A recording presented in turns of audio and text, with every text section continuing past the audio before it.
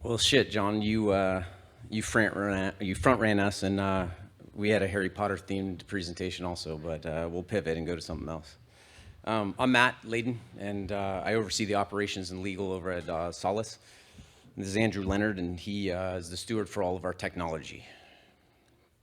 We are a DeFi risk and coverage platform, and I really want to do two things. One is introduce the protocol, but also introduce the community that we're building. And it seems like in Web 2, products were built, network effects took place, and then monopolies kicked in. We're hoping to do something different in Web 3 and build out communities and then build products around those. So we're really focused on that, and this is the first iteration of what we want to do. And so the community that we're building is really focused on safety, security, and trust. And by looking at some of these things, our first iteration is to build something out for DeFi so that we have the ability to onboard millions of people into a more secure, trusted, and safe space. And so let's look at where we are now. So we all know what's going on with the exploits and the billions of dollars that have lost. I'm not going to get into specifics of each one, but we know where this stands. And so the problem that we were looking to tackle is that we don't feel that there is enough protocols and tools in place to provide an efficient, secure, and intelligent risk modeling that it doesn't have humans involved in the process for the claims and the paying out. Andrew's going to walk you through some of the stuff with the protocol. So we took a look at our peers in the space, and we found a number of issues that we figured we could do better.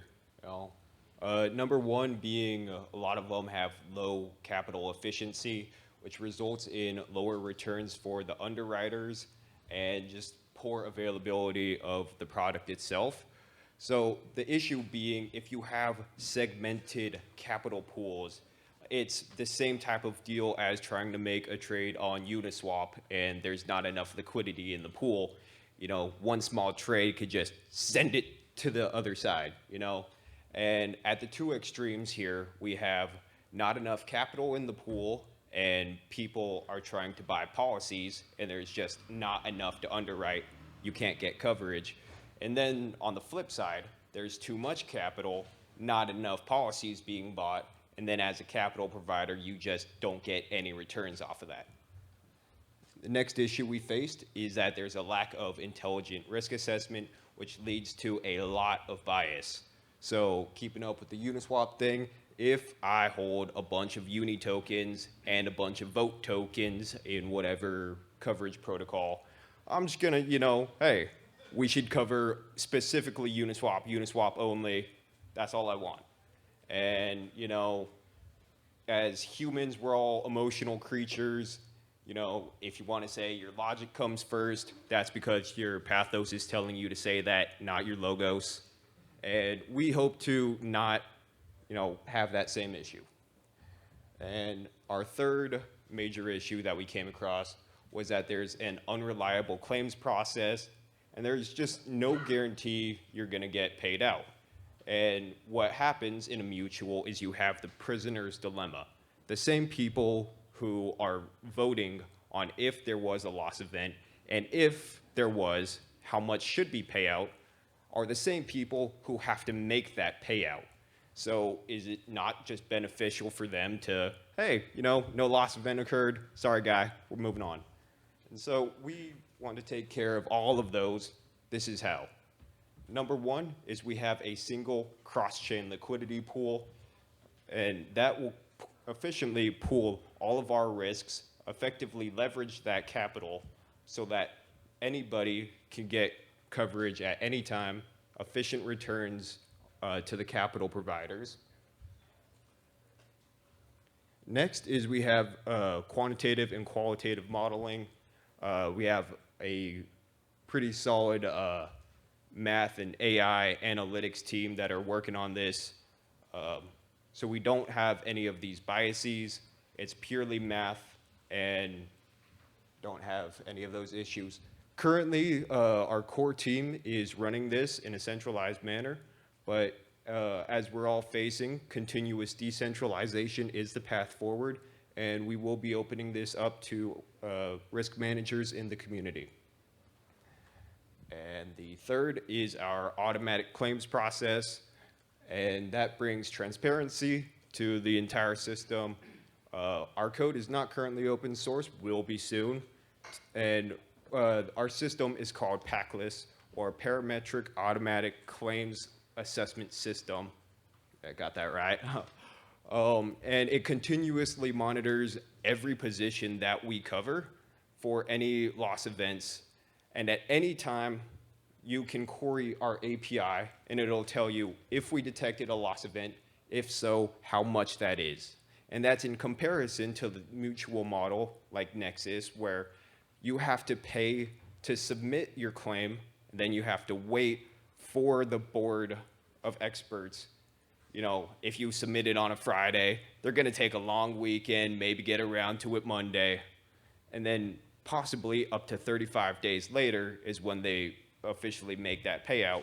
For us, it'd be single transaction to get your payout.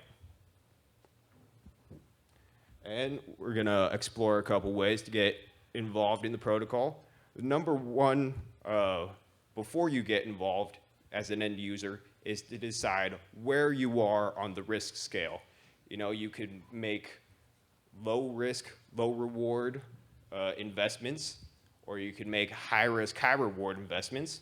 Obviously, the goal is to make high reward, low risk. Can't do it. But, you know, we're liquid in that risk scale. You know, do you want to not take that risk? Do you want to give to somebody else? So as an example, you're an investor. You know, you open an account at Chase, your high savings account, and you get 0.05% a year. You're doing absolutely superb. Not. So you invest in DeFi instead. You know, you take some USDC, deposit it in Compound, and suddenly you're getting 7% a year. You're doing great. You know, you're saving up for your kids' college, right? And then you read up on Cream Finance, the latest flash loan attack, and you realize, shit. One of my kids is actually smart and might go to college. So, you know, what can I do in case something like this happens? And so you come to Solace and you get coverage on your position. You know, you'll get less returns because you have to pay a little bit, but you don't have the risk of getting exploited. Another one is to underwrite risk. Maybe you're more the ape, the degen in here. You want even higher returns, and you're willing to take more of that risk. You know, you're going to take some policyholder money. You're good for it. You know, you might get hit. You might have to take payout. You can take it. How are we doing on time? Good? Yeah.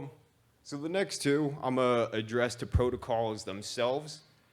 So let's say you want to guarantee to your users your protocol is secure. You know, you back that however you want. You got all your audits. You put up an Immutify bug bounty. Even more than that, you want to say, hey, if we do get exploited, there is a payout. So you, as a protocol, could come to us. We'll cover your entire protocol as a whole. And in case you get exploited, we'll make the payouts to your users. Then we like to promote that you can integrate us directly into your front end so that at the same time your users create the position, you know, whatever liquidity protocol, you can create coverage at the same time that you create the position.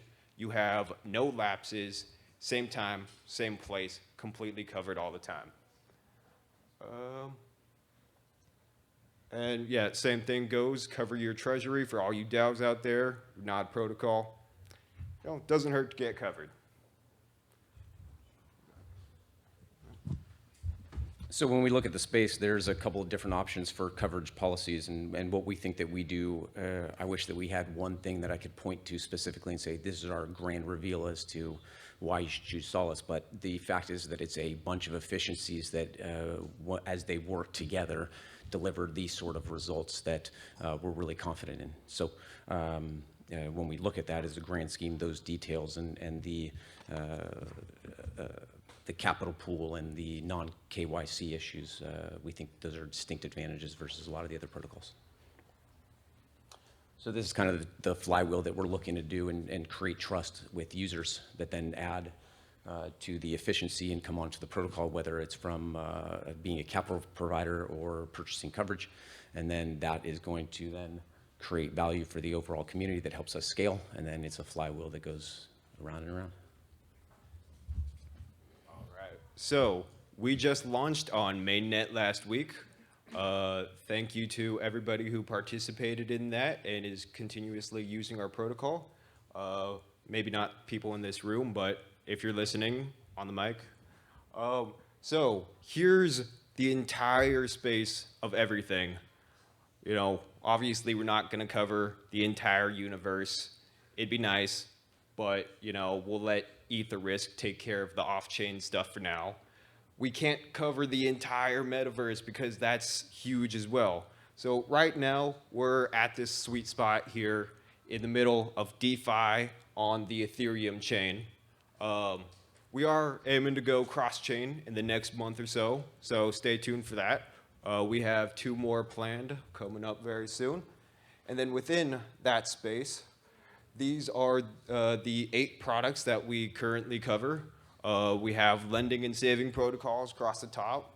Cover your Aave compound positions, Liquidity and Yarn. And then we got swap protocols, Curve, Uniswap V2 and V3, and Sushi.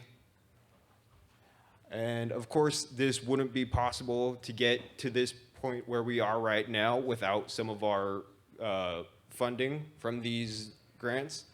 So we got the Aave Grants Foundation, their DAO, the Near Grants DAO, and the Polygon DAO.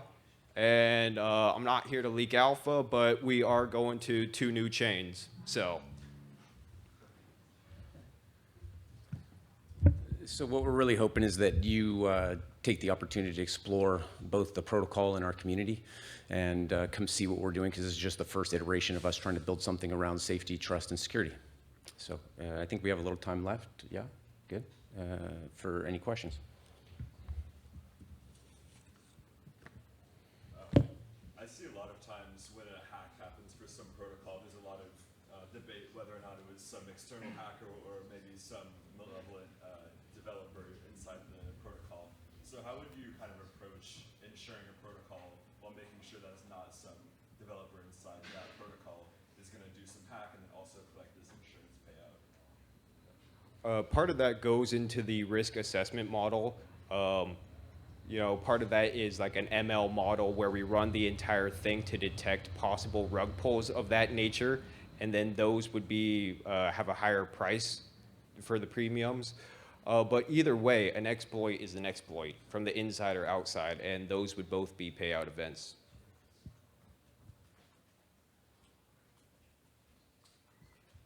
You mentioned the math you have for risk pricing. Can you go into that a little bit, or is that? I wish I could, but we do have an AI unit, and they could give you a whole 2-hour spiel on that. It's pretty intense stuff. But if you do have questions about that, I recommend asking them directly at our Discord.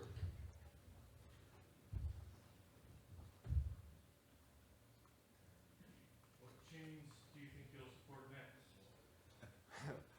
next? No spoilers. But we are EVM based currently at the moment. So Aurora and Polygon will be the next ones, and then all sorts of L2s. I'm a big fan of Avalanche, and then not as much BSC, but we'll see where it goes. Do you have any plans for incentives to get more capital? We do, and we have options farming at the moment.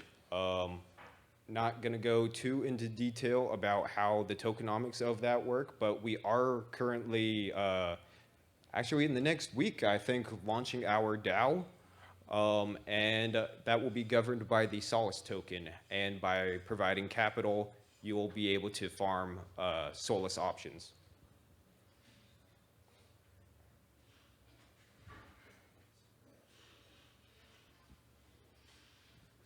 All right. Thank you very much.